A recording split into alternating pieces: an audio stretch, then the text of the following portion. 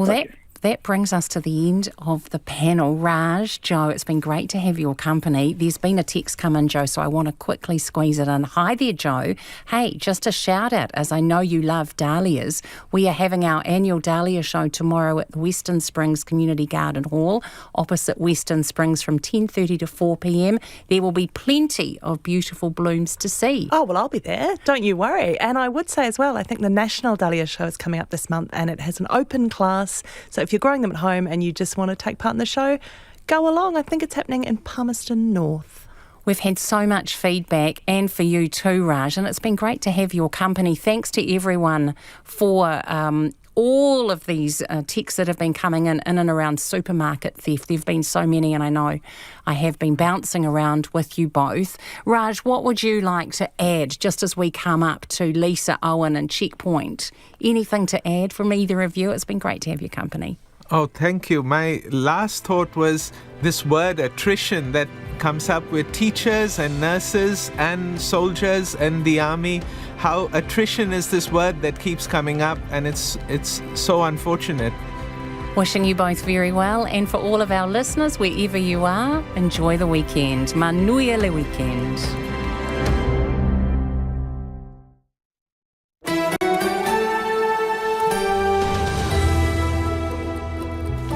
Kei te whakarongo mai koe ki te reo irirangi o Aotearoa. This is Checkpoint on RNZ National. I'm Lisa Owen. Haere ake nei, time to call commissioners in the capital.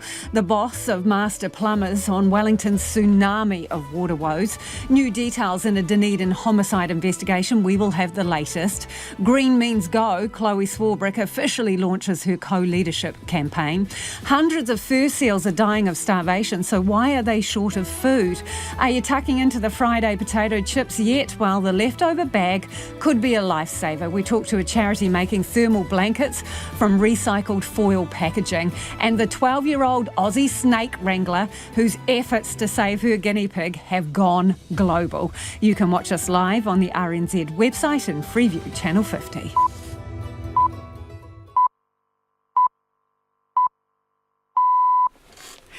RNZ News at 5 o'clock. Tēnā tātou, I'm Evie Ashton. Iwi leaders are hopeful that the government has got their message not to meddle with the Treaty of Waitangi. Prime Minister Christopher Luxon, alongside ACT's David Seymour and New Zealand First's Shane Jones, met the leaders of more than 74 iwi today at the Iwi Chairs Forum in Kirikiri.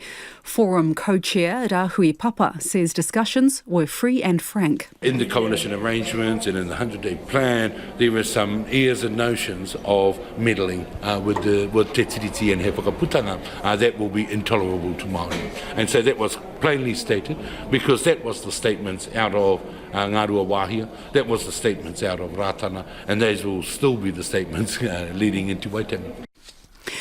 Rahui Papa says the forum is committed to pushing back against the government on policies such as the disestablishment of the Māori Health Authority and the rollback of Māori wards. Prime Minister Christopher Luxon says today's hui was a constructive way to work through the many issues that iwi leaders are concerned about. He says iwi leaders and government won't agree on everything, but both parties are already thinking about how they can work together.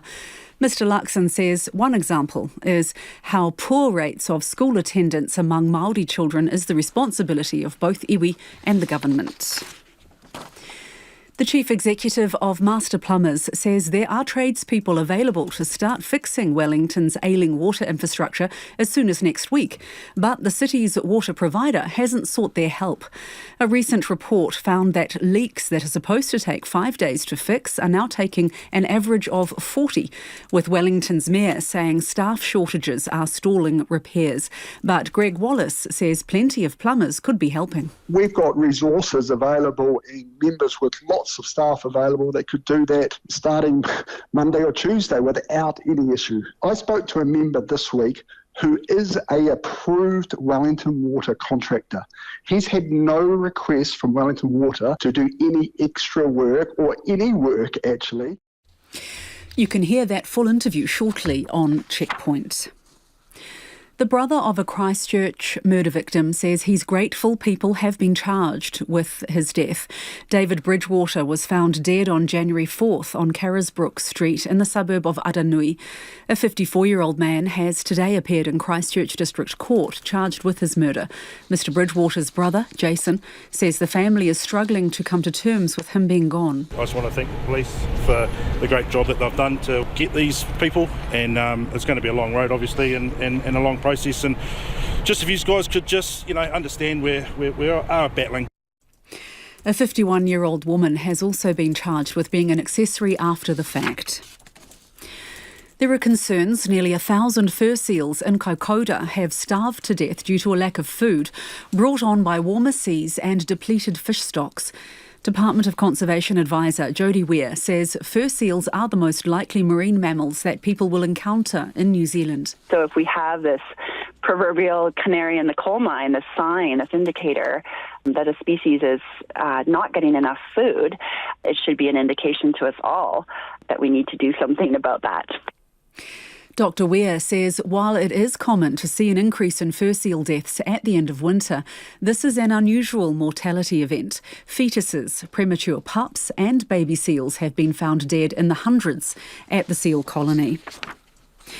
And Waka Kotahi is warning drivers to expect more traffic over the next few days as people take an extended weekend for Waitangi Day. It says while roading contractors won't be working on Tuesday's statutory holiday, work sites will be operating as normal on other days. The Transport Agency has a holiday journey planner on its website with details about when and where traffic is expected to be the busiest and when drivers can expect the longest delays. To sport now, and New Zealand NBA basketballer Steven Adams is on the move. ESPN reports the Memphis Grizzlies are trading Adams to the Houston Rockets. Adams has been out for the current season with a knee injury but should be fit for the Rockets when they kick off next season in October. Houston will be Adams' fourth NBA side. He's spent 7 years with the Oklahoma City Thunder along with stints at New Orleans and Memphis. A new sporting trophy marking the Tangiwai disaster will be played for the first time when New Zealand and South Africa contest the first cricket test in Tauranga this weekend. On Christmas Eve 1953, 151 passengers on the overnight train from Wellington to Auckland, including Narissa Love, the fiancée of New Zealand fast bowler Bob Blair, died in the tragedy. Meanwhile, hosts India have won the toss and will bat first in the second test against England. England lead the series 1-0. The squad depth of competition leaders Wellington Phoenix will be put to the test in their A-League football match in Brisbane tonight. The Phoenix are without 3 frontline players, including captain Alex Rufer, who's suspended. And Lewis Hamilton's move to Ferrari has led to shares in the Italian car manufacturer hitting a record high. The 7-time Formula One world champion will leave Mercedes at the end of the year and join Ferrari. Ferrari's share price rose 10% on the New York Stock Exchange following the announcement. Koinanga Pito Kōrero. That's the news. Tomorrow on Saturday morning, National Treasure Patricia Grace on Birdchild, her new collection of short stories, and on working with her granddaughter, Miriama Grace Smith.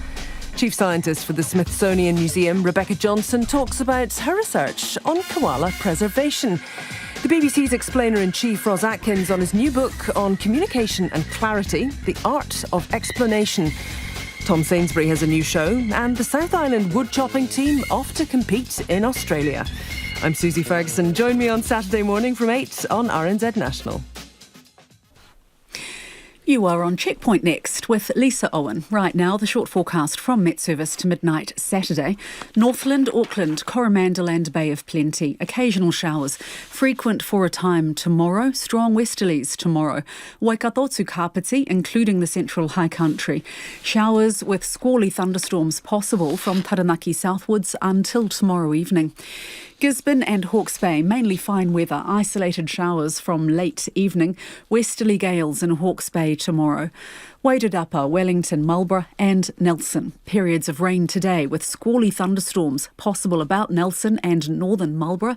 Severe gale northwesterlies in exposed places until the evening.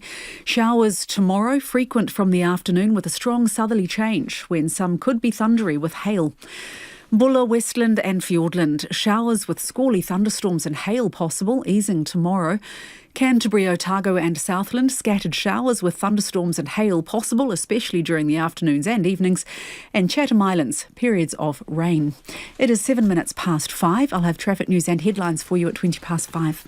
Ngā mihi iwi, tēnā koutou katoa, no mai haere mai, ki Checkpoint I tēnei rā, ko Lisa Owen tēnei.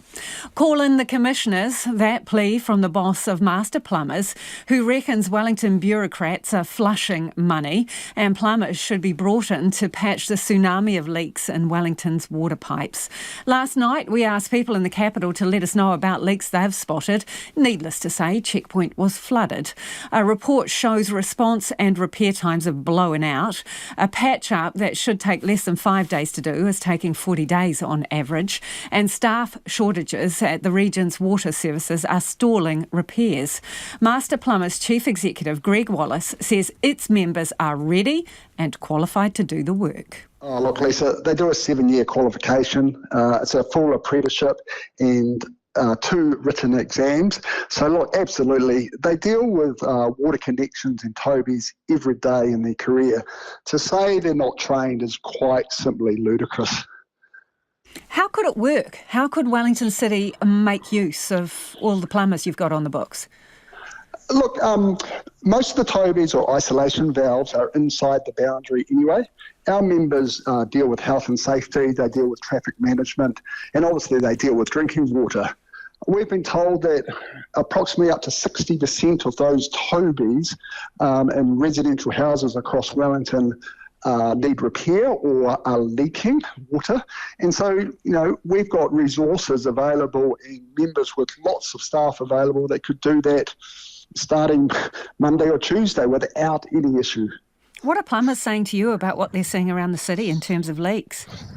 Look, they're all ratepayers as well. They're incredibly frustrated.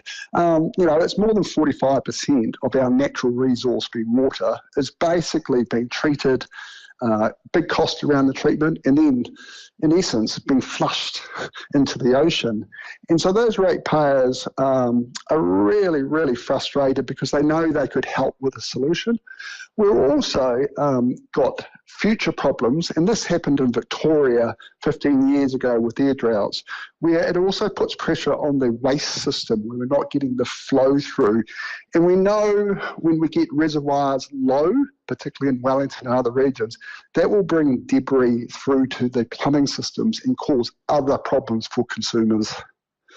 So in terms of helping with the leaks that exist at the moment, do you have plumbers available to do the work? Because, you know, everybody is always seemingly frustrated that they can't get a hold of a tradie.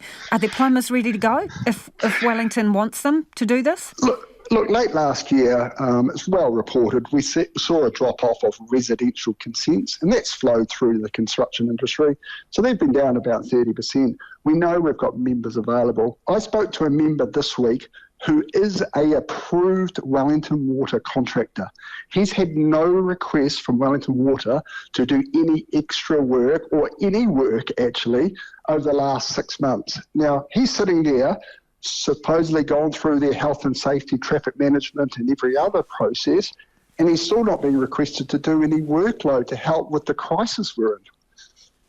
The Mayor has told us that Wellington Water is short of contractors to do this work, and that's part of the reason that the patch-up times have been pushed out. Well, I just do not believe that Wellington Water are trying their utmost to find contractors to help bring a solution. I mean, we're advocating for independent commissioners to go into the council. This problem has been, I'm a Wellington ratepayer, this problem has been around for decades. We're still investing into cycleways, new town hall and libraries where we potentially could run out of water. Now that's your number one health and safety risk. And so, look, Wellingtonians are over this. We've got excuse after excuse, and we're not having any solutions. When you are moving around the city, Greg, do you see water leaking? There's everywhere. And I'm inundated by members sending me emails and pictures and others of leaks across the city. You can't walk 100 metres around Wellington without seeing a leak coming from the footpath, the road, or a fire hydrant. It's everywhere. So what is your message to the people in charge, Wellington Water and the councils? Look, be solution focused. You've got a industry and the plumbing community that actually want to help with your problems. We need to stop band-aiding the problems. What we're doing is we're digging up the road and we're fixing one leak. And 200 metres down the road, that pipe that needed repaired 40 years ago is going to leak again. It's never going to work. We've got to have a replacement strategy. And in the meantime, though, the isolation valves and tobies that are in all consumers' houses that are leaking into the ocean, they need to do something about that.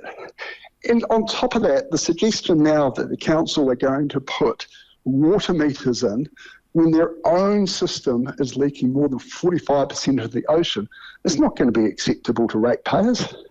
I think it's fair to say that our listeners will detect a sense of frustration in your voice. Would that be fair?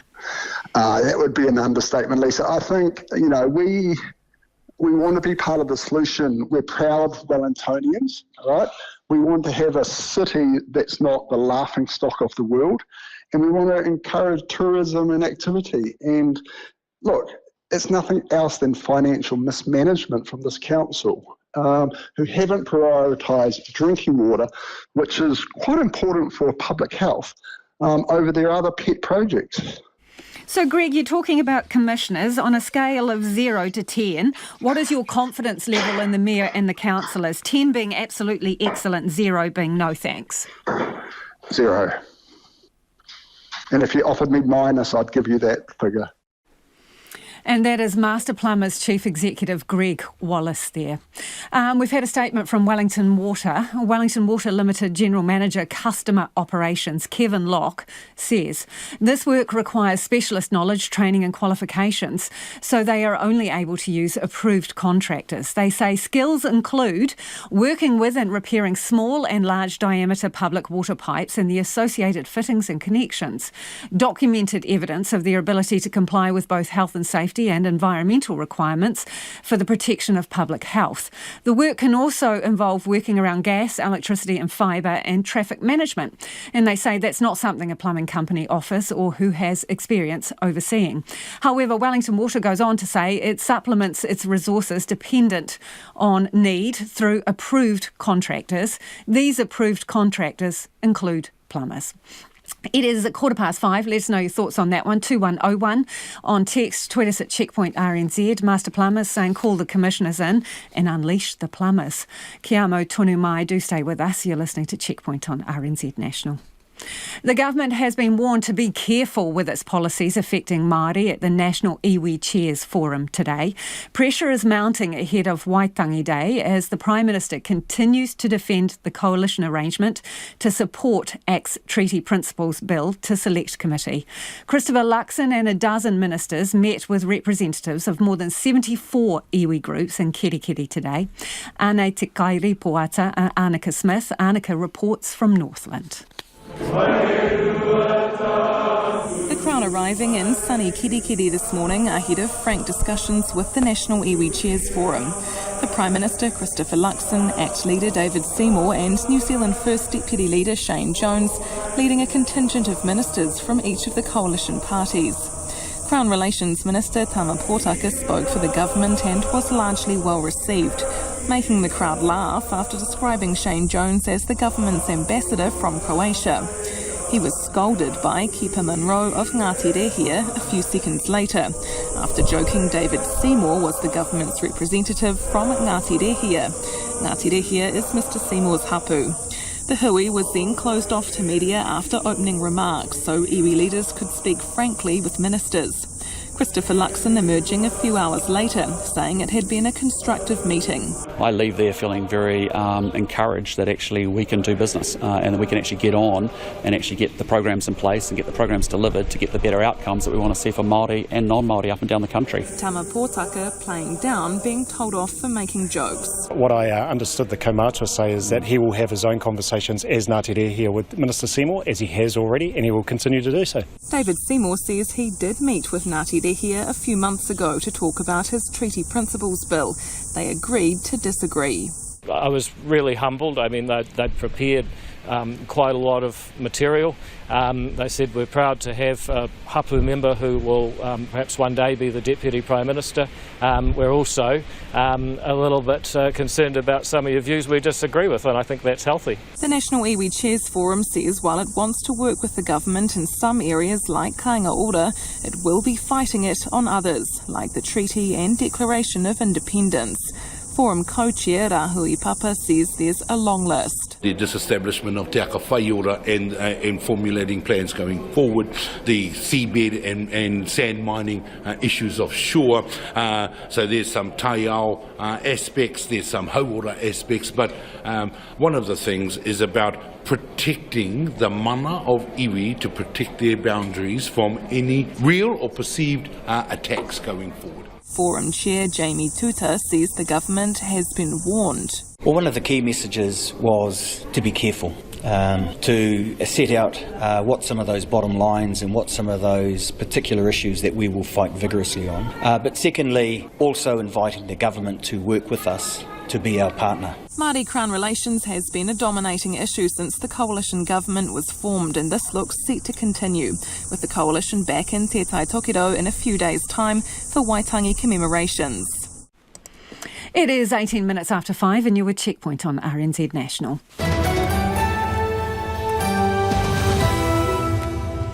If I can use the expression, your feedback is flooding in on our interview with Greg Wallace. He's the boss of Master Plumbers. He's calling for commissioners in Wellington and reckons he's got plumbers who are ready, willing and able to help fix leaks.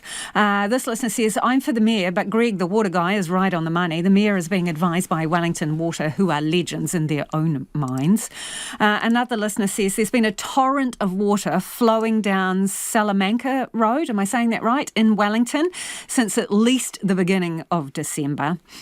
And this one too, it's clear that Wellington water bureaucracy are completely bloody derelict in their jobs, paralysed in decision making, unable to assess and decide. I say the ringleaders of this Go Slow Brigade should be sacked. Another says, put in metered water, leaks will get fixed very quickly. And Paul has got in touch from Rangiora and says Wellington Water won't pay the money that contractors will charge, a bit like EQC not paying to actually solve the problem it has. Keep your thoughts coming on that one, 2101 on text. You can email us at checkpoint@rnz or tweet us at checkpoint@rnz. It is time for us to go to the headlines now. Anaya Iwi, mina pita kōrero.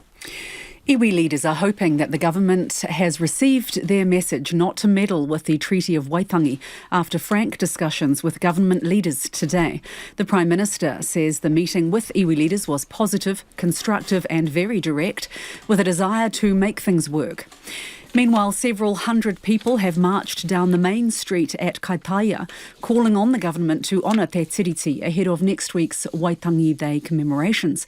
Some of the marchers are taking part in a much longer hikoi that started yesterday at Cape Deinga and will end at the treaty grounds on February the 6th.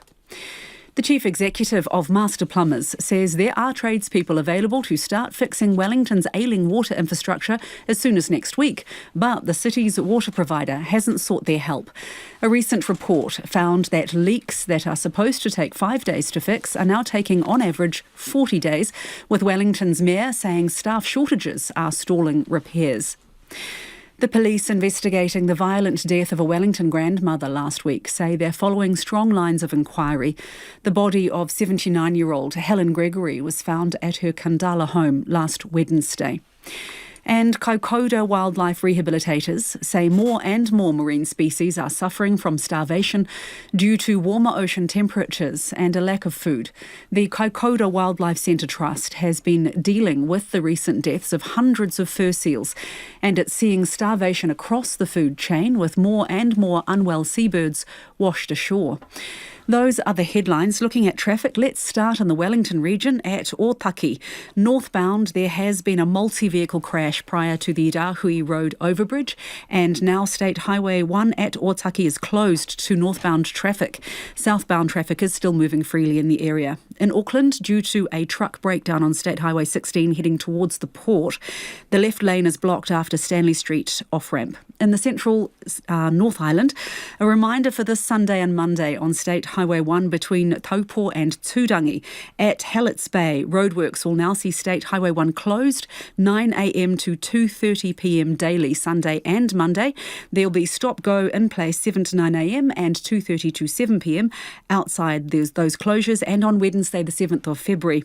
And in the same area right now, there is a strong winds warning in place along the Desert Road, that main stretch for State Highway 1. Our next traffic news and headlines are at 20 to 6. So a little bit going on there. Quite a lot now. Ngā World Rugby is working with law enforcement in 5 countries, including New Zealand, to prosecute people involved in online abuse during last year's Rugby World Cup.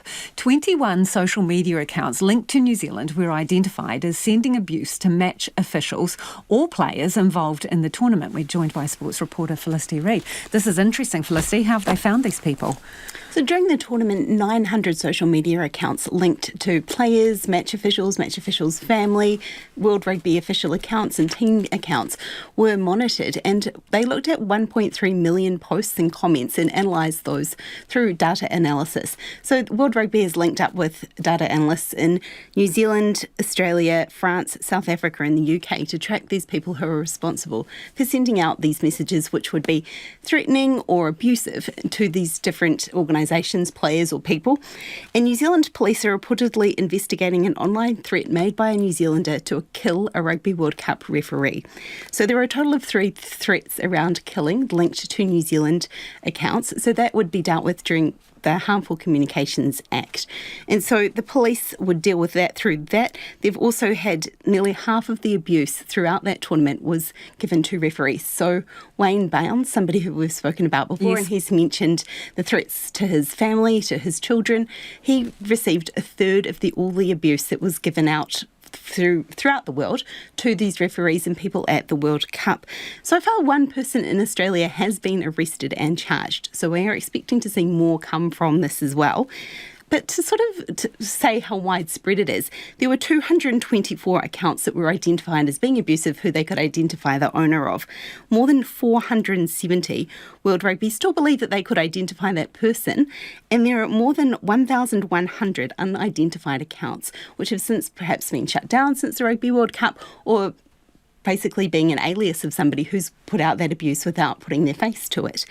And the England team were the one who got the most abuse across the tournament, and it was actually accounts from the UK followed by those in France where most of the abuse was coming from. That is really interesting. So beware, keyboard warriors. There are consequences for your words. There is a new sporting trophy marking the Tangiwai disaster, and it's going to be played for in the Black Caps Proteas Test Series, yeah? It is. So the Tangiwai Shield was revealed today, so it'll be played for in the first test between the Black Caps and the Proteas, which starts on Sunday at Mount Maunganui. The Tangiwai disaster and cricket have been linked since that 1953 disaster, which killed 151 people. So 21-year-old New Zealand fast bowler Bob Blair was in South Africa playing for New Zealand at that point, and he found out that his fiancée Narissa Love was involved in that and had died. So he'd stayed at the hotel after receiving that bad news, but New Zealand in that test were down to their 9th wicket. Person was out, and unexpectedly Bob Blair showed up and went out to bat with Bert Sutcliffe, who had his head all bandaged up and everything like that. This was really a poignant moment within cricket and the links between New Zealand and South Africa. And they put on a quickfire 33, probably not important in that moment, but they also got a world record 25 runs off 1 over. But it was all of that support that they had received. The New Zealanders and everything from South Africa in such a tough time.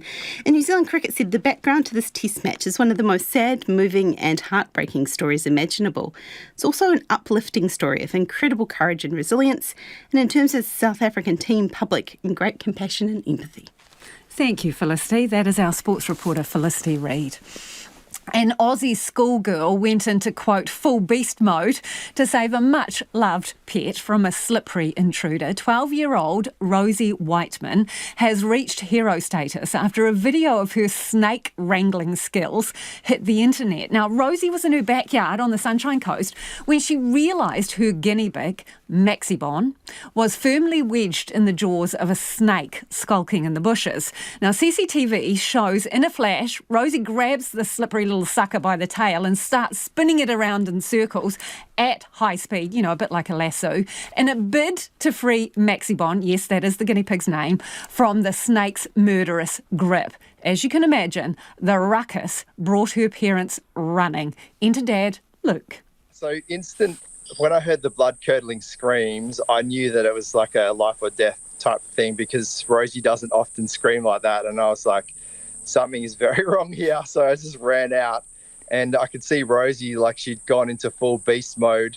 Her sisters call it beast mode when she just kind of gets a little bit crazy. And she was just so wild. And the snake was going around. It was a little bit like the feeling of when you're going through a revolving door and you just got to kind of like jump in at the right moment, So I jumped in and grabbed the snake and just gave it a little bit of a shake. And luckily enough, that was the end of it.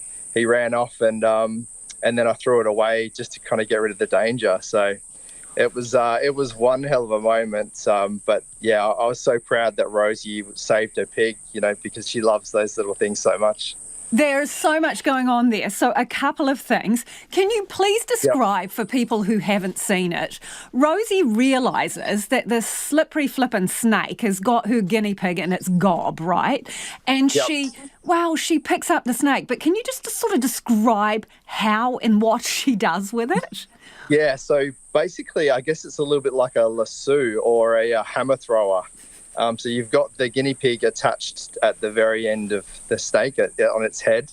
And her theory was when she, like a split-second theory was that if she kind of unraveled it, which ended up becoming like more of a spin because the snake was effectively wrapped around it.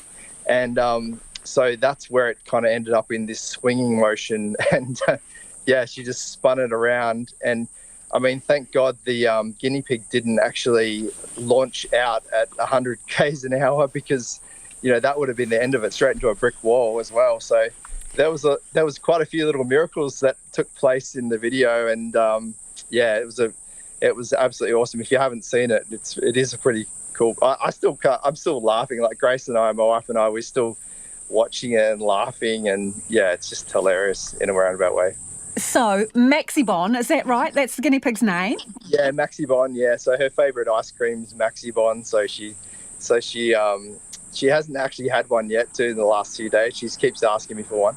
But that was the idea behind the name. And the other one's called Yochi, which is her favourite yogurt. And so just cute little pets. She's had them for about 12 months. And we just they're part of the family. Definitely for Rosie, they're her most important thing in her world. So yeah, she's obviously really invested in this guinea pig because she went to the mat for it. She did, yeah. She went into absolute crazy, like I said, beast mode and just full defense. And I think she's gonna make a good mum one day, and her husband will have to look out. Hey, the snake itself, do you know anything about snakes? Did you know if it was a real nasty one, whether it could, do you some damage? Yeah, we have taught the girls about snakes at our house because we live on the bush. We live in a little town called Yamundi, which is kind of near Noosa, for any of your viewers that have been to Queensland, and plenty of snakes about. But yeah, she knows that you don't touch the black or the brown ones. But if it's a carpet python or something that looks like a leopard skin type one, then she kind of knows that they're not venomous. So she was aware, and she did say to me, I don't know though, I'm not 100% convinced, but she reckons if it was a black or brown snake that she wouldn't have done the same thing. But let's pray that we never have to actually see that happen. I don't want to test that. Luke, size-wise, please, looking at that thing, it looked like a scarf that you could wrap around your neck a few times. How big do you reckon this thing was? Well, I reckon it was about 2.5 meters by the time, because she didn't have it by the snake was actually a little bit wrapped around her hand. There's probably another foot there. And so, yeah, I don't know. I'd say it keeps growing every day. If I do a US interview, it's 3.5 meters. But I have to ask, were you bricking it when you went out there? I'm terrified of snakes. Honestly, I was just trying to get the danger out of her hand. Like, I didn't really, I love the guinea pigs because Rosie loves them, but I don't really care for them that much. All I have to do is clean up their cage. So, I only see the busy end of them. So basically, no, it was more about actually just making sure that it wasn't in her hand. Yeah. Well, you both did a fantastic job, because I have to say, not all superheroes wear capes, Luke? Some of them wear their pyjamas out into the backyard in a crisis. Yes, that's right. That's it, pyjamas. And my wife was out there in pyjamas, and she wouldn't walk on the grass because she just had a shower and it was a bit muddy from all this rain. So... And that is very delightful Luke Whiteman there, snake wrangler extraordinaire with his daughter Rosie. 27 minutes away from 6, kia mau tonu mai. Do stay with us. You're listening to Checkpoint on RNZ National. And it is time for our business news. Ko taku hoa e nai ko Nona Peltier. Business wrangler Nona joins us live in the studio. Wrangler. Yeah, consumer sentiment improving, but remains pessimistic overall. Wow, you lifted it up and then cut us down there, didn't you? Well, I'm trying, Okay, so it was a marginal improvement. And when I say that, I mean 1 point. And it's still below that 100 sweet spot, which is where you move into optimism. So at 93.6, it's not a resounding, wow, things are getting better. In fact, and quite a number believe it's a bad time to buy a big ticket item. Yeah. It's fallen to its lowest level in 18 months. So I guess the big appliances are off the shopping list. 2-year inflation expectations increased slightly to 4.3%. That would seem to be linked to maybe petrol prices and so on, maybe the idea that they're going up. I did do some additional looking at some of the things that have been happening recently. During the summer holidays, spending on hospitality was down on last year. So in the lead up to Christmas, people did spend their cash on having a bit of good time, but the Christmas cheer didn't last into the new year. And so many of the regions that we look at had drops in spending. Overall, hospitality spending dropped 1.4%. And it was quite noticeable in some areas, much more than others. For example, I'm looking here at Marlborough, 11% down. That's significant. And that's on the year earlier. So, yes. And I mean, there was others like Wellington, I believe, was another down 10%. So there was not a lot of social joy, I'd say, out there with restaurants and bars. They must be feeling it for sure. National Grid operator is warning of possible power cuts this winter. Oh, can I guess? Is it because it's a hot summer? No. Okay, that's why? not really it. It's because we're transitioning from renewable energy, from a mix of fuel like natural gas and coal and all those sort of traditional ones to more renewable energy. And during that transition, the stability of the system is not assured because, wind isn't exactly a most reliable energy supply unless you have good battery storage, same with solar and so on. We haven't really advanced that much in those areas. That's still a developing technology.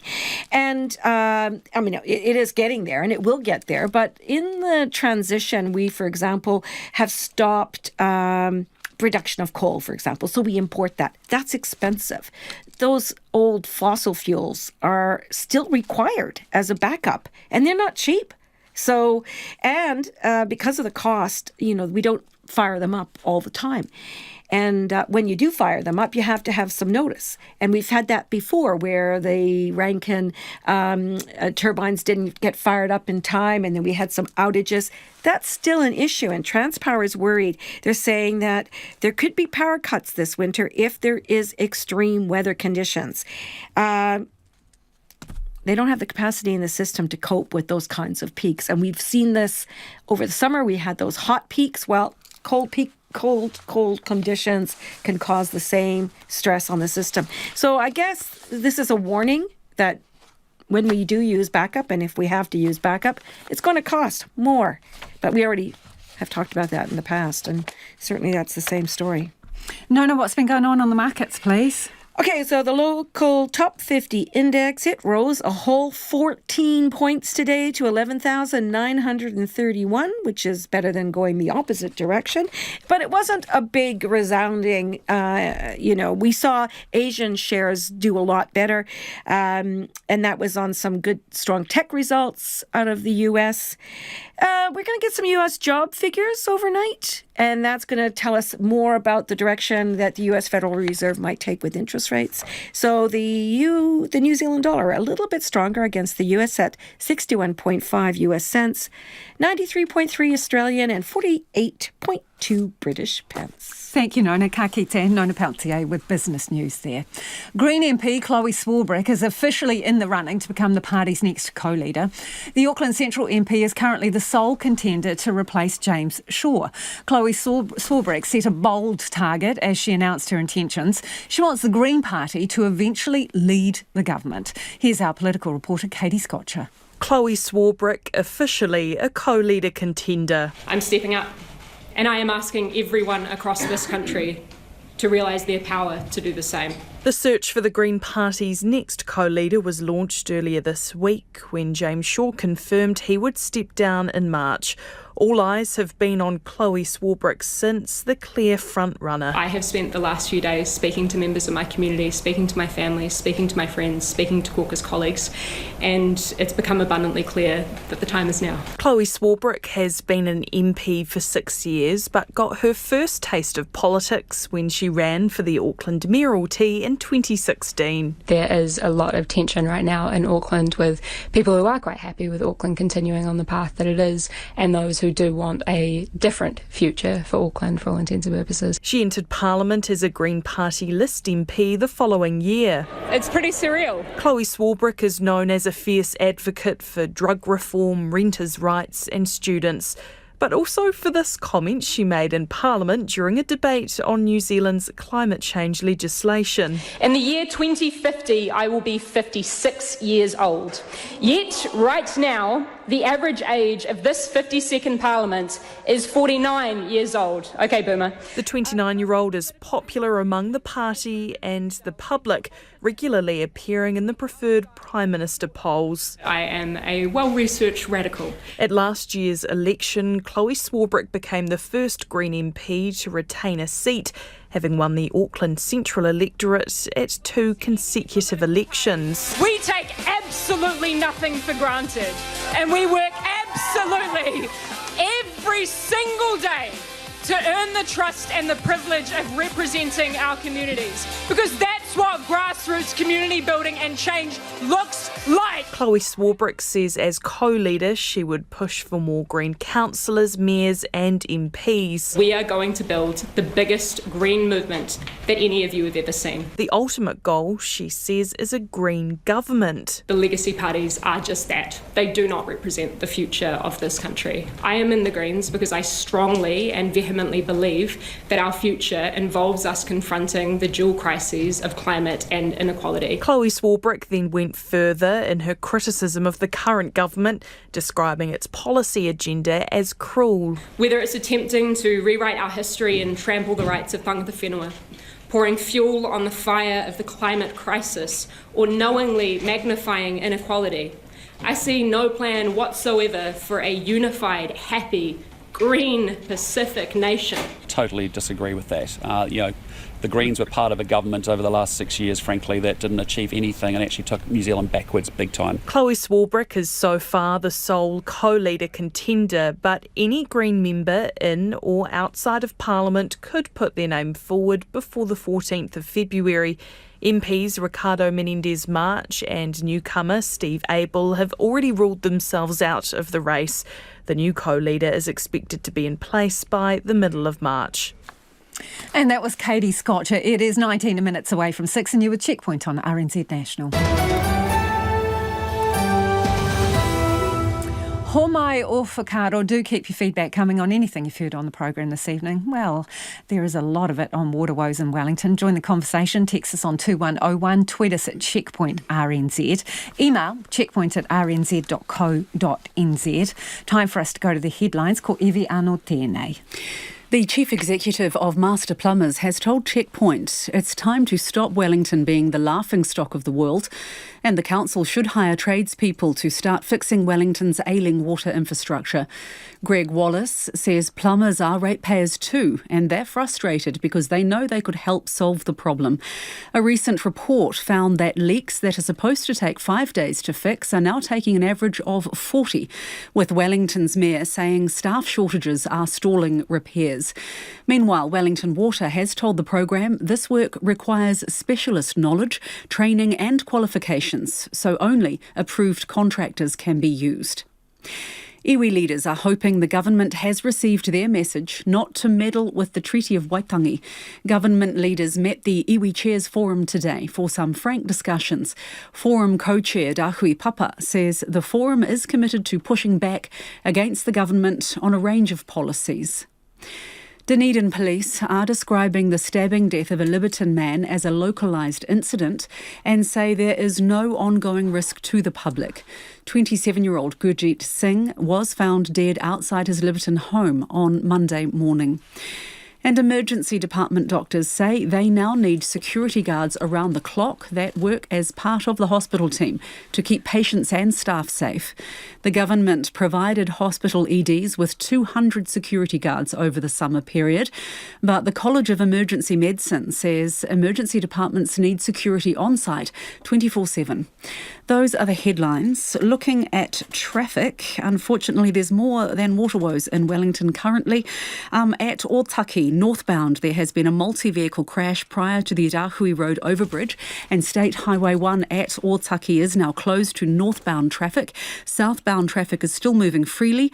Wakakotahi says to consider using Old State Highway 1 and Otaki Gorge Road as an alternate route. In Auckland, a truck breakdown on State Highway 16 heading towards the port has been blocking the left lane eastbound after the Stanley Street off-ramp.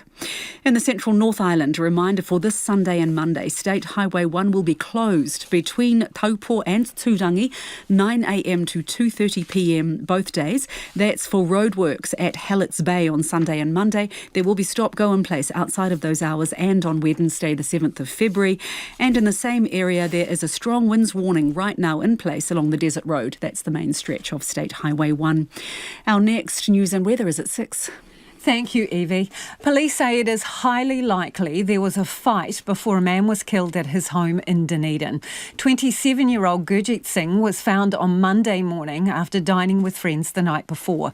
Forensic evidence suggests he was killed by multiple stab wounds using a sharp weapon. A homicide investigation has been launched and police say there are ongoing inquiries into people of interest. A Punjabi community member says Mr Singh had security concerns in the weeks leading up to his death, after arriving home to find his garage unlocked, and he even bought CCTV cameras. Detective Senior Sergeant Callum Crowdis says that's helping them build a picture of what happened. We're not ruling out anything in respect to that. It's clear that that concerned him. That happened 2 weeks ago. We're unsure. That was never brought to the police. We found that out through inquiry, but it did seem to inform the way that he behaved when people visited his address, which is understandable.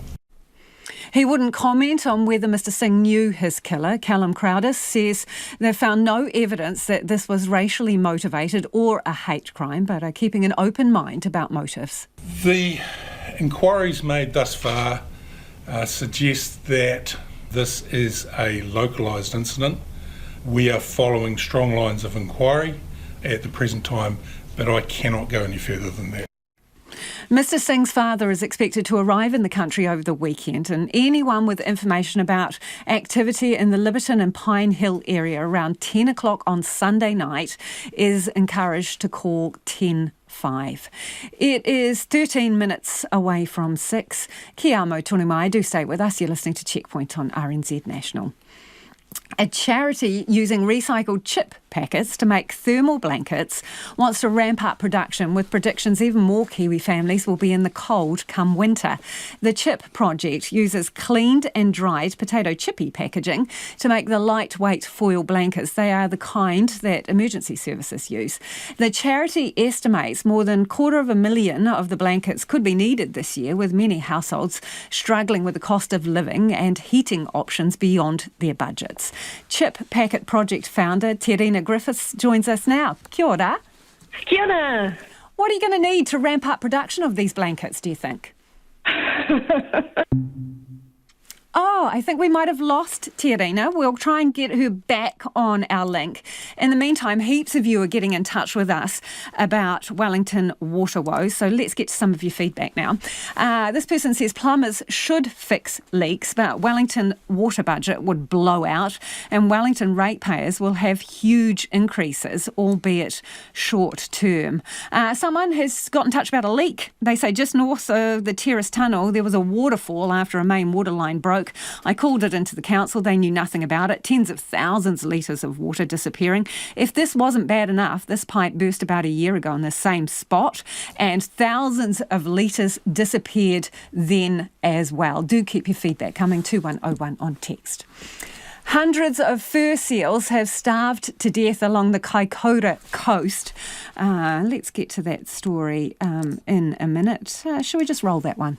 Nearly 1,000 fur seals have died along the Kaikoura coastline in the last 5 months, with tests showing many have starved to death. It began in the dozens and then the hundreds, and we were seeing lots of pups less than 1 year old that hadn't survived, and also many fetuses and pups that had basically been born too early and died shortly thereafter. Department of Conservation Marine Science Advisor Dr Jodie Ware says an increase in fur seal deaths at the end of winter isn't uncommon, but this is an unusual mortality event. That is an indication that there is probably nutritional stress happening with the adult females. Those females need to get enough food, enough energy to not only feed themselves, but to supply milk to a growing pup, and she's generally pregnant at the same time, so energy for that. She says without enough food, seals, which aren't fussy eaters, would begin to die. A recent report showed that New Zealand fur seals eat like 46 species of fish, 18 cephalopod species, and so the fact that they are still starving, that they couldn't find enough from that very, very diverse diet, is very troublesome. Professor of Veterinary and Marine Mammal Pathology, Wendy Rowe of Massey University, has conducted post-mortems on some of the dead seals. All the indications are that they're dying of starvation, so we weren't seeing any evidence of a disease, which is one of the things we want to rule out early on when we can, and these ones look like starvation. She says as fur seals aren't endangered, they aren't often the focus of research. They can be an indicator species for other marine mammals, but also just a general indicator of what's happening in our coastal seas. And in this case, with what seems to be an increased amount of death due to starvation, it may well be that these fur seals are indicating to us that something strange is happening to their food supply. It's not the only marine animal found along Kaikoura's coastline recently suffering from starvation. An emaciated eastern rockhopper penguin was found at Conway Flat, south of Kaikoura, yesterday. The young penguin is a rare visitor, for it breeds on the sub-Antarctic islands, some hundreds of kilometres from our shores. Kaikoura wildlife rehabilitator Sabrina Lucht is seeing starvation across the food chain, with more and more unwell seabirds washed ashore. All the seabirds at present, and it's been going on for a number of years, are really struggling with starvation in relation to climate change impacts. So we're seeing a huge number of seabird losses in terms of deceased birds being reported, but also unwell, emaciated seabirds. She says changes are needed urgently to prevent an ecosystem collapse. It needs to be a call to action to some policy changes within New Zealand and also regional changes like increasing marine reserves, at least in the short term, where we're protecting some areas which are struggling because of human-related impacts. Sabrina Lurcht says Kaikoura desperately needs a wildlife hospital to rehabilitate unwell animals and protect the region's biodiversity. And that was Samantha G reporting there. Now, returning to that earlier story about a charity that's using recycled chip packets to make thermal blankets, they're hoping to ramp up production because they're worried that there'll be even more Kiwi families in the cold come winter time. And the Chip Packet Project founder, Terina Griffiths, hopefully joins us now. Kia ora, Terina. I am back indeed. Hello, Lisa. Thank you for your perseverance. No worries at all. Now, what are you going to need to make the volume of blankets that you'd like to this year? I need manpower. I need donations, because if we get donations, we can buy a machinery. That piece of machinery would be an iron roller. So we could change a component of making these blankets that currently takes 90 minutes. If I got an iron roller, then I could ramp that up from 90 minutes to 12. That would be a game changer to get them out the door. Tell us a little bit about how you actually construct these things. I mean, how many chippy bags go into a blanket? Absolutely. And we call it the Chip Packet Project because we know straight away that when we eat our chips, it's that foil packaging. But also our foil packets are our Crispies and our biscuits and our healthy crackers. So we take 25 of those family-sized packets. They're nice and clean and washed and dry, and we fuse them together with a bit of heat to make a blanket, 1.2 by 2 metres rectangle. Then we encase that in single-use plastic. Here are our friends at Mitre 10, our pallet topper plastic that they gift us, and that's where the iron roller comes in. All of this is done by wonderful volunteers, all done by hand, and it takes 4 hours to make every blanket. And so we need help. Terina, how many of these have you kind of pumped out and given away? We have, by grace, we've managed to, last year, we managed to make 500 blankets. That's just over 27,000 pieces of foil that have been diverted from landfill. And with every piece of foil taking 80 years to decompose in landfill, that's helping our planet really sigh of relief. What is driving your desire to make more? What makes you think there's going to be such a big demand this year? Well, our dear friends at the Ministry of Innovation, Business and Employment, back in their June report, predicted that over 100,000 households are going to be struggling to be heated this winter due to a new phrase that's being out there called energy poverty and the living crisis. Our money, our budgets are only being stretched already so very far. To be able to turn electricity on this winter is going to be a hard call for some of our dear New Zealanders. How effective are these blankets? You know, I've seen pictures of you with them wrapped around your shoulders. Tell me about it. We've had some of our scouts, some of our wonderful people in the scouts who have made these blankets for their communities as well. They went and buried themselves up in Tongariro in the snow to work out the RV factor. So these are really, really toasty. Not only do they reflect the heat back into you, the thermal quality, but they're great for when it is incredibly hot, reflecting the heat off you and away from you. So we make 12 different products, and I know it's a bad pun, but our blankets, they're in hot demand. Hey, we love a chippy here at Checkpoint. Where do you get your packets from? Do you take donations of those or?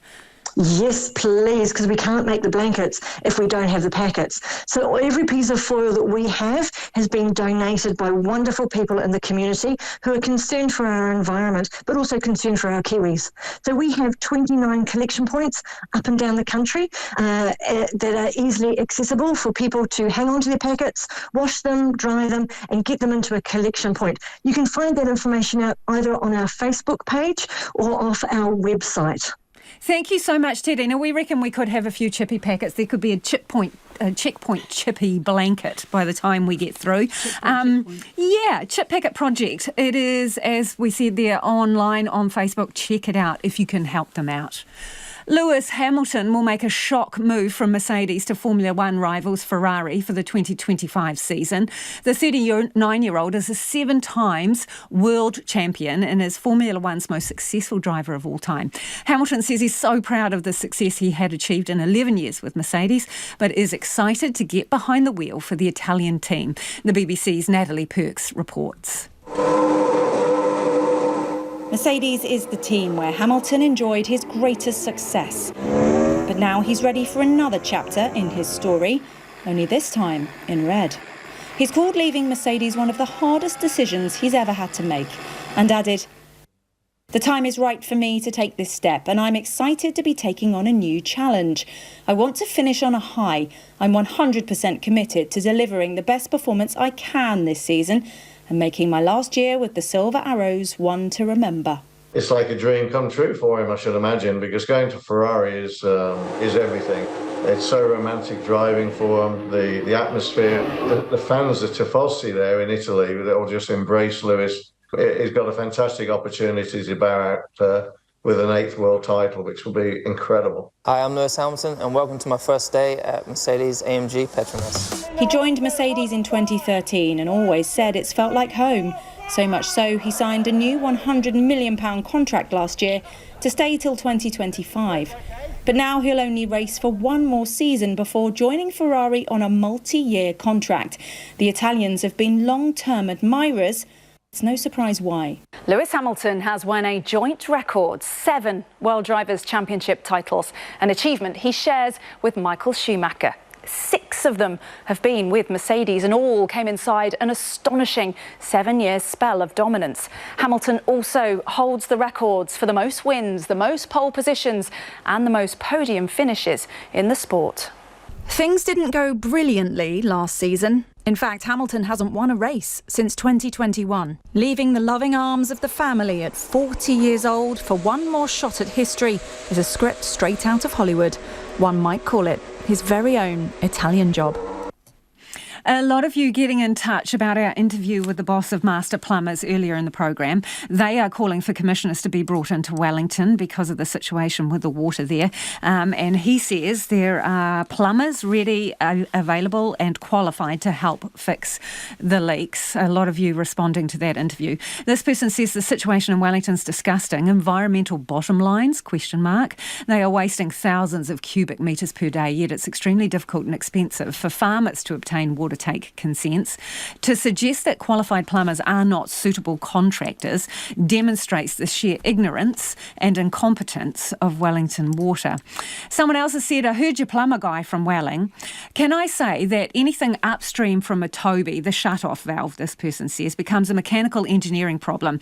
Your average plumber wouldn't know about big pipes and high pressure. That's not to say that Welly Water hasn't proved to be totally incompetent. Had a similar debacle in Auckland a year or two back, says John. John, I think the distinction that the CEO of Master Plumbers was making, he said there are a lot of high percentage of the faults are near the Tobies, which they are fully qualified to work on. This person says, I work with a regional council using as required contractors.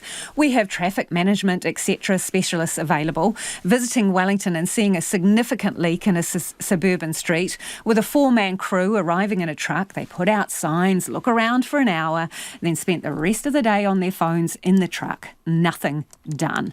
Plumbers and drain layers are likely to be more efficient. And this one too, people seem to be quick to point the finger at the current council, but the problem has been decades in the making. We get the services we vote for. RNZ News at 6 o'clock. Tēnā tātou. I'm Evie Ashton. The plumbing industry body says it doesn't believe Wellington Water is doing everything it can to fix the broken water network. A new report has shown response and repair times at the water service provider have blown out, with a 5-day fix now taking 40 days on average. Master Plumbers Chief Executive Greg Wallace has told Checkpoint it's frustrating and embarrassing the capital is inundated with leaky pipes. He says the problem comes down to financial mismanagement by the City Council. We're still investing into cycleways, new town hall and libraries where we potentially could run out of water. Now that's their number one health and safety risk. Greg Wallace says plumbing contractors are trained up and ready to help Wellington Water as soon as next Monday. Wellington Water has told Checkpoint the work requires specialist knowledge, training and qualifications, so only approved contractors can be used. The Prime Minister says a hui today at the iwi Chairs Forum was a constructive way to work through the many issues that iwi leaders are concerned about. Christopher Luxon, alongside ACT's David Seymour and New Zealand First's Shane Jones, met with the leaders of more than 74 iwi in Kirikiri this morning. He says iwi leaders and government won't agree on everything, but both parties are already thinking about how they can work together. So, for example, fast-track consenting, the reality is we're going to uphold treaty settlements. So that's not at risk here. But we do need to find a way to build more infrastructure across this country, to get water storage happening here in the north, to get better roading up here in the north so that we can improve prosperity for everybody. Christopher Luxon says another example is how poor rates of school attendance among Māori children is the responsibility of both iwi and the government. Meanwhile, iwi leaders say they're hopeful that the government has received the message not to meddle with the Treaty of Waitangi. Forum co-chair Rahui Papa says the government was told directly that any meddling is intolerable to Māori. He says the Forum is committed to pushing back against the government on a range of policies, such as the disestablishment of the Māori Health Authority and the rollback of Māori wards. About 400 people have marched down the main street of Kaikoura today, calling on the government to honour Te Tiriti and abandon a proposed bill rewriting the treaty principles. Lisa McNabb of Kaikoura says the peaceful march is part of a much longer hikoi which left Cape Deinga at dawn yesterday and is due at the treaty grounds on February the 6th. She says she's taking part to show her support for the cause. The kaupapa of keeping Te Tiriti as it is, not to be reviewed, and to keep hold of what has been put in place by the previous governments, to hold fast to what we have today to continue for tomorrow. Participants in the hikoi will stay tonight at Mahimaru Marae near Awanui and will hold rallies in Taipa and Mangonui tomorrow. MP Chloe Swarbrick is confident she can broaden her public appeal to reach her goal of leading the country's first Green-led government. She announced today she's running for the party's vacant co-leadership position left by James Shaw, who will step down in March. Ms Swarbrick says she demonstrated her capacity to reach across the political aisle clearly in Auckland Central. And to change people's hearts and minds, in an electorate which had a majority National Party vote and prior to that a majority Labour Party vote. And we've continued to grow the Green Party vote. So I see that I can build on that at scale alongside the Honourable Marama David. Chloe Swarbrick says she'll spend the next few weeks speaking to Green members about her vision for the party. Police say the security concerns of a Dunedin man found dead are being considered as part of their homicide investigation. 27-year-old Gurjeet Singh was found dead outside his Liberton home on Monday morning. Forensic evidence indicates that he died from multiple stab wounds. A Punjabi community member says Mr Singh bought CCTV cameras after finding his garage unlocked a few weeks before his death.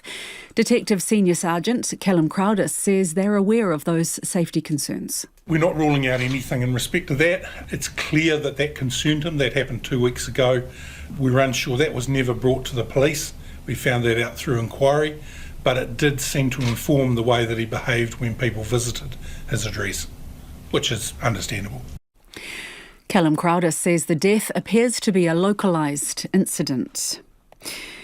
And several flights out of Wellington have been cancelled, delayed or diverted this afternoon because of high winds. Gusts at the airport have reached between 95 and 100 kilometres an hour. In addition to domestic disruptions, international flights from Sydney and Brisbane have been diverted to Auckland. The airport says passengers should check with their airline for the latest information. Orange severe wind warnings have been issued for central New Zealand. Met Service says Tararua, Waitangi and Wellington can expect severe northwest gales gusting to 120 kilometres an hour until 8 o'clock tonight. A strong wind warning for Marlborough is due to expire at 7 p.m. That's the news. G'day, Emil Donovan here from The Night Show. Last night, we talked to sociolinguist Julia Debress about why people's accents change when they're chatting to someone who sounds different to them. If you like someone or you want them to like you, you naturally try to speak more like them. Right. So you adapt your language to sound more like those people. Is it like the oral equivalent of mirroring someone's body language? It's exactly like that, yeah. You can catch that at rnz.co.nz/nights and tune in for tonight's show from 7 p.m. here on RNZ National. You're back with Lisa Owen next on Checkpoint. Right now, the short forecast from Met Service to midnight Saturday. Northland, Auckland, Coromandel and Bay of Plenty. Occasional showers, frequent for a time tomorrow. Strong westerlies tomorrow. Waikato to Kapiti, including the central high country. Showers with squally thunderstorms possible from Taranaki southwards until tomorrow evening. Gisborne and Hawke's Bay mainly fine. Isolated showers from late evening. Westerly gales in Hawke's Bay tomorrow. Waded Upper, Wellington, Marlborough and Nelson. Periods of rain today with squally thunderstorms possible about Nelson and northern Marlborough. Severe gale northwesterlies in exposed places until evening. Showers tomorrow, frequent from the afternoon with a strong southerly change when some could be thundery with hail. Bulla, Westland and Fiordland, showers with squally thunderstorms and hail possible, easing tomorrow. Canterbury, Otago and Southland, scattered showers with thunderstorms and hail possible, especially during the afternoons and evenings. And Rekohu, Chatham Islands, periods of rain. It is 7 minutes past 6. I'll have news headlines for you at 6:30. Ngā mihi, Evie. No mai hoki mai. This is Checkpoint. Ko Lisa Owen tēnei. A cleaning company is looking to hoover up out-of-work staff from struggling vacuum business Godfrey's. Godfrey's went into voluntary administration this week. It has 141 stores and employs 600 people in Australia and New Zealand. About 5 of the 16 company stores in New Zealand are expected to close. Now, Aussie-New Zealand company Jim's Cleaning Group is extending an offer to Godfrey staff who lose their jobs. A free franchise, something Jim's says is worth up to $35,000. Haydar Hussain is the head of Jim's Cleaning Group and joins us now. Hello, thanks for joining us. Thank you. Hello, Lisa. How are you? I'm very well, thanks. You know what they say, when something seems too good to be true, it usually is. So what's the catch here? Oh, there's really no catch. Basically, in a nutshell, we've got too much work and we need franchisees to do the work. And Godfrey staff who are passionate about it, we just thought basically that's all it is. We're losing you a little bit on the connection there. I'm just wondering if I could get you to move around a little bit to make sure we can hear what you say. I'm so sorry. That's okay. So you say no catch. You will offer it to people who are redundant. Is that the situation? Free franchise? That is correct. Anyone that's redundant from Godfrey's bad misfortune can definitely make up for it with a free franchise anywhere in Australia or New Zealand. What other costs are normally associated with setting up the business? Because I imagine the $35,000 that you're talking about is to purchase kind of the headline franchise deal, but what other things do you have to pay for? Yeah, that is correct. There is a small cost that we require that they pay, and that is some uniforms and some equipment that they may need, or some extra training that they may need. But we won't charge them for anything that they don't need. How much? How much would that cost them? No more than $4,000. Right. And, I mean, have you thought about how many people might take this up? Can the market sustain it? Yeah, well, definitely in Australia we can take on pretty much anyone. In New Zealand we might have to put our hands in our pocket and advertise a little bit more, depending on the number. But we're happy to give it a go. I think 5 stores in New Zealand, I think I can do pretty much all of them, to be honest. Right, so you could realistically think that sustain 5 businesses handing out the franchises for free here in New Zealand? Yes, I do. After the COVID pandemic, we're bursting at the seams, knocking back jobs every day. And in Australia, I think it's up to 20,000 jobs knocked back a year. Haydar, what kind of work are you talking about, please, so people here know? It's general cleaning, regular house cleaning or vacate cleaning. We also do commercial cleaning, window cleaning, anything to do with cleaning, even car detailing, window cleaning. There's so much work out there. It's just it's a joke at the moment. Well, why can't you get people to do it? We do. At the moment, we're signing up about 40 new franchisees a month. And in total, we've got over 1,500 franchisees, and we still can't keep up. So why do you think the Godfrey workers would be good for this? Because they're already passionate about cleaning. Obviously, they understand the industry because they supply products to the industry. And we have been shopping at Godfrey's for over 10 years now. So we have a little bit of a personal relationship with them. And about 6 years ago, we developed our own cleaning product. And Godfrey's was the first national store to stock our product on their shelves. And the first order they made was for $100,000. So I kind of owe them something. It's for, somehow I want to give back to them. How long are you going to keep the offer open for? As long as it takes. There's no limit. From a business point of view, I am wondering, are you not risking annoying terribly the people who paid for franchises? We possibly are, but I think they would feel comfortable with it as well because, it's an iconic brand, one iconic brand helping another iconic brand, just doing something nice for the humankind. I mean, our franchisees, I think, would support it. Where do people check out the T's and C's, as we call it, Haydar? What should they look at? Yeah, we can easily shoot them off an agreement. If they can go to our website, jimscleaning.co.nz, or that's probably the best way. If you just go to our website, there's a lot of information there. They can make a call and they can have a chat with one of our local managers there. Fantastic. Appreciate you talking to us. That is Haydar Hussein, who's the head of Jim's cleaning group there. They are offering free franchises to people who get laid off from Godfrey's. They reckon that is worth about $35,000. In the UK, police are searching for a man who's believed to have thrown a corrosive substance at 2 young children and their mother in South London. The incident left them with what could be life-changing injuries. The BBC's Lucy Manning has the latest. The screams of a mother filled this quiet South London street. "I can't see, she shouted as she and her 2 young daughters were attacked with a chemical substance. On the run and dangerous, Abdul Azedi, known to the victims and with injuries to his face from the substance he's alleged to have thrown. Last night, just off Clapham Common, police believe Abdul Azedi attacked the woman and her 3 and 8-year-old girls with an alkaline substance. Trying to escape, he crashed into another car. Neighbours came to help. The mum was saying, I can't see. Obviously, I realised that's when she got acid thrown in her face. So I shouted to my partner to get some water. I was holding a little girl. I think, obviously, it transferred onto me. I was on my face and my arm and my lips, but my lips were still burning.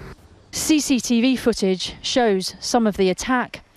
The suspect appears to run someone over. Then he gets out of the car and takes one of the children out from the back. He then runs off, chased by others. Another eyewitness, who also didn't want to be identified, gave chase. He pulled, it was like a 2 or 3-year-old, out of the car, and he lifted her up as high as he could, and he just body slammed her to the ground twice. I just sort of saw red and just started chasing him down the road. Then I saw the mother, I believe, of the child, and her face was just covered with something. Only God knows what it was. You could see it was obviously burning her. Her lips were like really black. So I just started pouring the water all over her face, and it was just crazy. There's now a massive manhunt. Police believe 35-year-old Abdul Azedi travelled down from Newcastle. He was last seen in North London sometime after the attack. If you see him, I plead to not approach him. He's a 90, call 999. He has significant injuries to the right side of his face. How many officers are trying to search for him? We take violence against women and girls very seriously in the Met Police, and we have got a significant asset looking for this male. Officers say he may have previously been known to police in Newcastle. We will catch him. I'm wholeheartedly confident. Police have praised the bravery of local people who rushed out here to what they describe as a terrifying situation. 4 members of the public came out to help the woman and her children, and 3 of them required hospital treatment for minor burns. 5 police officers who answered the 999 call also needed hospital treatment. They have all now been released. The crashed car was removed early this morning from the quiet residential road. Police have described the injuries suffered by the woman and one of her daughters as potentially life-changing. They also say the mother was vulnerable. A hotel at the top of the road is used by councils for temporary accommodation. Left in the grounds, bottles used to treat chemical burns. The hotel confirmed some of the injured were staying there. The horror over here, but a mother and her daughters with terrible burns and a dangerous man still on the run. It is 16 minutes past 6 and you're with Checkpoint on RNZ National. A dozen humanitarian organisations in Australia have signed a letter calling on the government there to restore funding to the United Nations agency that delivers humanitarian aid inside Gaza. Many countries suspended payments to UNRWA after Israel claimed some of its staff were involved in the Hamas attacks. The ABC's Evelyn Manfield has more. As the humanitarian crisis in Gaza becomes more deadly by the day, a group of NGOs have signed a letter to Australia's Prime Minister Anthony Albanese and Foreign Minister Penny Wong. It calls on them to restore funding for UNRWA, the United Nations Relief and Works Agency. Mark Purcell is Chief Executive of the Australian Council of International Development. UNRWA provides the bulk of the services in the occupied Palestinian territories and in Gaza. It provides health services, education, livelihoods. Israel has alleged that some of the agency's staff were involved in Hamas's October 7 terrorist attack. A number of staff have already been fired, but Australia and other nations, including Switzerland, Germany and the UK, have paused their funding while an investigation takes place. Mark Purcell says the problem is the agency is crucial to saving lives in Gaza. It has to be a parallel process. The investigation around the very serious allegations against a number of former employees must, of course, occur and has to be full and extensive. However, there are tens of thousands of other employees and services that are being provided. More than 26,000 Palestinians have been killed, according to the Health Ministry in Gaza, and tens of thousands more injured since the war began. More than 1,200 Israelis were reported killed in the Hamas attacks on October 7. When asked about the relief agency on Thursday, Foreign Minister Penny Wong pointed to it being the only organisation providing substantive support to the occupied Palestinian territories. More than 1.4 million Palestinians are sheltering within UNRWA facilities. And 3,000 of the workers for that association are working on the humanitarian response in the most trying of conditions. But Minister Wong says the allegations need to be thoroughly investigated. Shadow Foreign Affairs Minister Simon Birmingham says the government should look to other agencies like the Red Cross or UNICEF instead. We want to see Australian support for innocent civilians in Gaza who clearly, definitely need it. But we also want absolute confidence that Australian taxpayer dollars will support those who need it. But Mark Purcell says it's not that simple. It'd be a bit like saying to the government of Victoria or ACT, can some other agency come in and run all the services that you do overnight in the middle of a humanitarian catastrophe? It is simply not possible or tenable. Thousands of people in Southeast Asia are being forced to work in conditions so hot that their lives are being put at risk. That is according to a study from Cambodia's garment and brick industries. It highlights the risks climate change will pose to those already struggling in hot countries. The BBC's Laura Bicker reports. How hot is too hot? And what effect is our warming climate having on some of the world's most vulnerable workers? That was what we hoped to examine in Cambodia's brick kilns. But the conditions we found were so much worse. 47-year-old Chantria stacks bricks while surrounded by a wall of heat. She's inside an airless kiln, often heated to 1,500 degrees to set the clay. Her colleagues drag a huge fan to the small entrance, but instead of keeping her cool, it kicks up dust.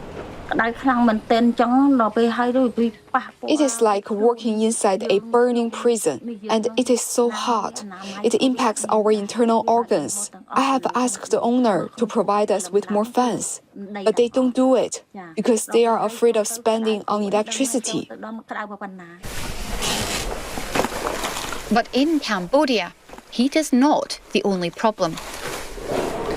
We've just arrived at one brick kiln and there are piles and piles and piles of offcuts of garments all wrapped in bags. Now they use these offcuts to fuel the kilns because it's cheaper than putting in wood. Is this your family? Father of two, Kosal scoops up a mix of fabric, plastic and rubber to keep the kiln fires burning. Black, toxic smoke spews out the chimney. His barefoot 3-year-old girl runs past a pile of waste from what would have been flannel pyjamas made for children in colder climates. They have the faces of Anna and Elsa from Frozen on them. I'm going through the labels while the children play around me. I've seen Disney, we've seen some Puma labels. All the offcuts ending up here to be burnt in the kiln. We also found labels from Clark's Shoes and H&M, among others. All manufacture their goods in Cambodia, and getting rid of the offcuts from their factories in this way is against protocol for major Western brands. All promised the BBC that they would investigate.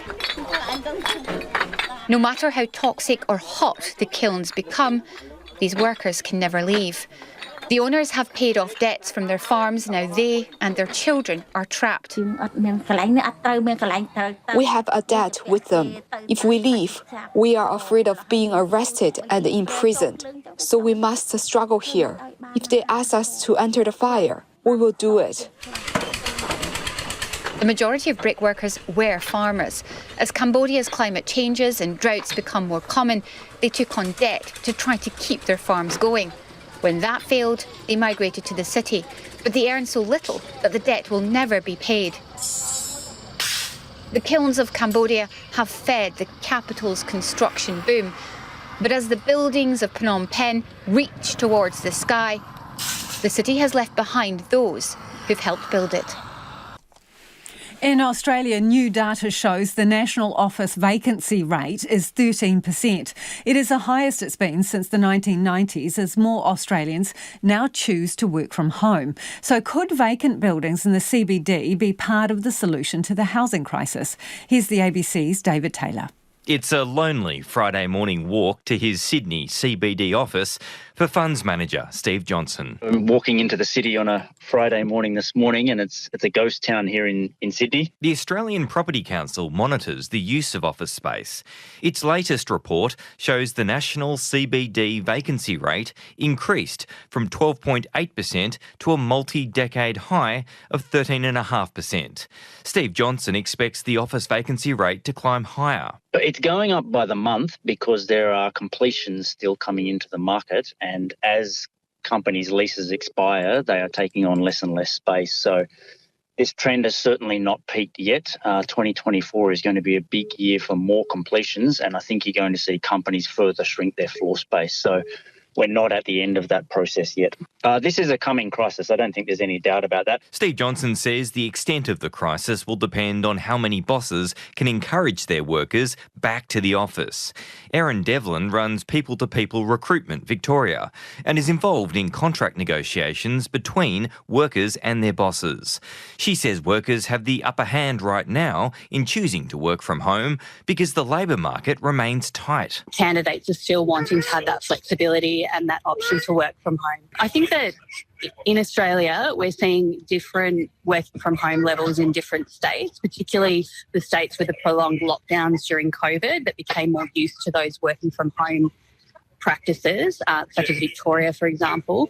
We're seeing it's much harder for employers to shift back to getting people back in the office. People are typically wanting flexibility in their work environments, and it's going to depend on how in-demand candidates are. We're still in a really tight labour market at the moment, and so employers do need to offer really good flexibility if they want to attract great people to their business. And the law may be shifting in favour of workers too.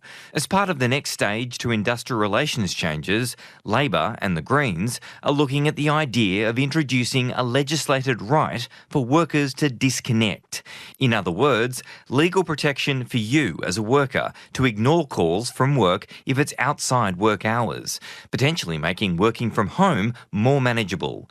Green Senator Barbara Pocock is pushing for this reform. So that it's a reasonable, the employer can certainly contact in reasonable circumstances. You know, if there's a need for a wellbeing check, if there's a need to change an arrangement around work, those kinds of things seem very reasonable. And there are, the employee also, of course, at times will need to be responsive where those requests are reasonable. So we're looking at a common sense approach that's flexible and adapting to local circumstances, industry by industry. And if fewer workers are returning to CBDs across the country, can the vacant space be turned into affordable housing? Steve Johnson is confident it can. A conversion process here that needs to happen from office to residential and to industrial that's going to take some time. I'm actually quite excited about what it can do for CBD districts over a 10 and 15 year period as more of it becomes a living city rather than just a working city. I think that's quite exciting in terms of what it can do, particularly for the Sydney CBD. I think Melbourne's already had quite a bit of that. And let's take a complete change in direction. I love me a little furry animal story, and boy, do we have a doozy for you. It is hard to forget your marriage proposal, but one South Carolina couple's special moment has gone viral, and it is all thanks to their friend who was distracted while filming. CNN's Jeannie Moose reports. Meet the marriage proposal crasher. It happened in Nathan Dimitri's Columbia, South Carolina backyard. A surprise proposal to girlfriend Kate Jones. But an even bigger surprise was what was on the proposal video, shot by one of Kate's best friends. She got everything except for the kneeling part. At the moment when Nathan reached in his pocket for the ring, Mary Dawson got distracted by a rustling noise. She says she turned her head and the phone went with her. And by the time she panned away from the raccoon, the "will you marry me" on one knee part was over. She was very regretful, very nervous to tell us. Online comments like, "I'd be taking new best friend applications," didn't help. Are you mad at Mary? No, not at all. We thought it was hilarious. And they did have Kate's sister taking still photos from the other side. If you string together live photos, you get to see Nathan go down on bended knee. At least it'll be a great story at the end of the day, so I'm glad that it happened. Mary told CNN, "We have been friends since birth and have the exact same humor, which is why I knew she would find it hilarious." Are you going to invite the raccoon to the wedding? That would be awesome. Why let a raccoon come between two people who have been friends forever? Mary, you had one job and it was a complete fail. Is it an American thing where they have multi-cameras filming their proposals? I don't know. Anyway, that is all we have got time for. The Late News team's going to keep you updated throughout the night. And remember, if you missed anything from the program, you can find Checkpoint on Spotify, Apple, or wherever you get your podcasts from. If you want to re-listen, you can do it over the weekend. Have a great weekend. Thanks for your company. We'll catch you back on Monday.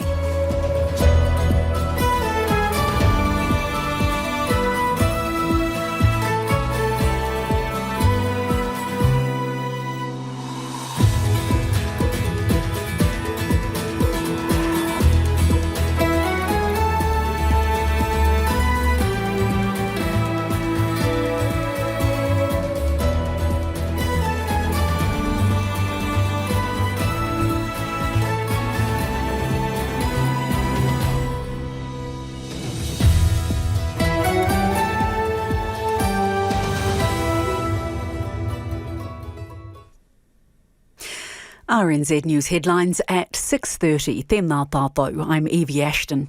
The plumbing industry body says it doesn't believe Wellington Water is doing everything it can to fix the broken water network. The Prime